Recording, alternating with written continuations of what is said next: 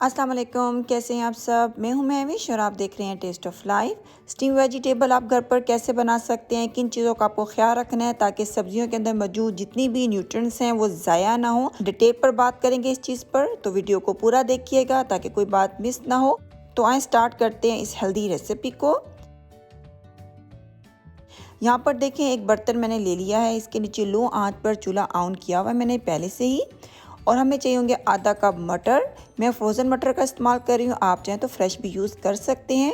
एक आलू है यहाँ पर मेरे पास, जिसको मैंने छील कर इस तरह क्यूब में काटा हुआ है, इसका इस्तेमाल करेंगे। आलू आपने ज़्यादा मोटे नहीं काटने हैं वरना आपके आलू गलेंगे नहीं और बाकी सारी सब्जियाँ गल जाएंगी, तो इस चीज़ का ख्याल रखिएगा।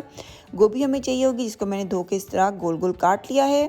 और एक हम गाजर का इस्तेमाल करेंगे। 1/4 कप पानी डालेंगे। पानी का आपने ज़्यादा इस्तेमाल नहीं करना है, बस थोड़ा सा पानी ऐड करेंगे। 1 टेबलस्पून भर कर नमक ऐड करेंगे। थोड़ा सा इन सब चीज़ों को मिक्स कर लेंगे। मैं इन सब्जियों का इस्तेमाल कर रही हूँ, आप चाहें तो आप कोई भी सब्ज़ी इसमें डाल सकते हैं जो आपको पसंद हो। आंच आपने लो रखनी है, लो आंच पे हम इन सब्जियों को पकाएंगे।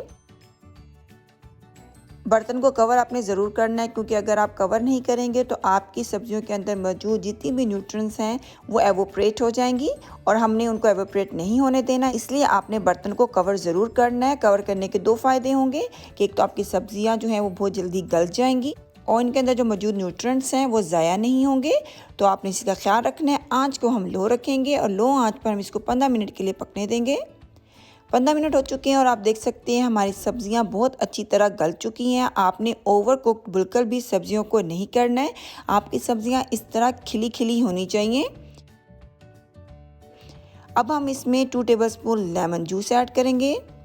1 टीस्पून भरकर ब्लैक पेपर और 2 टेबलस्पून हम ऑलिव ऑयल का इस्तेमाल करेंगे। अच्छी तरह इन सब चीज़ों को मिक्स कर लेंगे।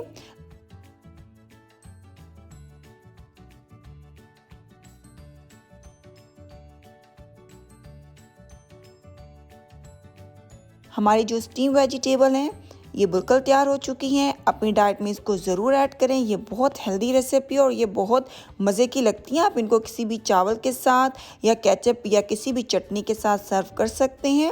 उम्मीद करती हूँ आज की ये रेसिपी आपको अच्छी लगी होगी। ज़रूर इसको ट्राई करिएगा। अगर आप न्यू हैं मेरे चैनल पे तो चैनल को सब्सक्राइब करना बिल्कुल ना भूलिएगा। वीडियो अच्छी लगी है तो लाइक कर दें, फ्रेंड्स के साथ शेयर कर दें।